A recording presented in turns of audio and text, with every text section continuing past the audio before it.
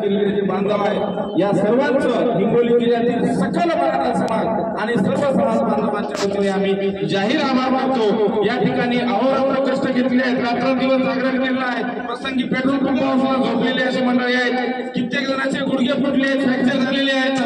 सगळे कामं धंदे सोडून आमचे 10 महिने झाले तरंगे पाटलांच्या सुरक्षेमध्ये ही जी हिंगोलीची जी टीम आहे ही खरंच कौतुकास्पद काम करत आहे आणि हिंगोली जिल्ह्याचं नाव महाराष्ट्रामध्ये रोशन करत आहे।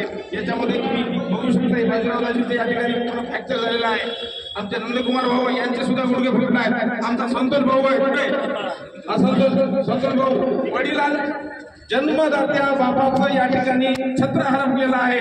फक्त उत्तरीय कार्य करण्यासाठी 13 दिवस घरी होता बांधव आणि 14व्या दिवशी मनोहरदादा जरांगे पाटील यांच्या सेवेमध्ये त्या ठिकाणी समाविष्ट झालेला आहे, त्या ठिकाणी गेलेला आहे। त्यांच्यासाठी जोरदार या ठिकाणी शिंदे साहेब आहेत सेनगावचे, आमचे नाथरावजी कदम आहेत, सावंत भाऊ आहेत, हे सगळे जण जे आहेत हे अहोरात्र मेहनत घेत आहेत आणि आमचा हिंगोली जिल्हा हे सगळं त्यांच्या सोबत आहेत की नाही?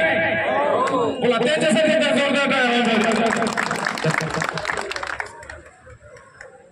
आणि शिवसेना साहेब जे आहेत एससी प्रवर्गामधून आम्हाला जे त्यांनी पाठिंबा दिलेला आहे, मी आपल्या समाज बांधवांना विनंती करतो की त्यांचं त्यांनी स्वागत करावं। आणि त्यांचं एक वाक्य खूप मनाला भावून गेलं की इतर समाजाला न्याय देण्यासाठी मराठा समाज पुढे होता, आता इतर सर्व समाज मराठा समाजाला न्याय देण्यासाठी छाती ठोकून पुढे राहतील। शिरसाट साहेबांसाठी या ठिकाणी जोरदार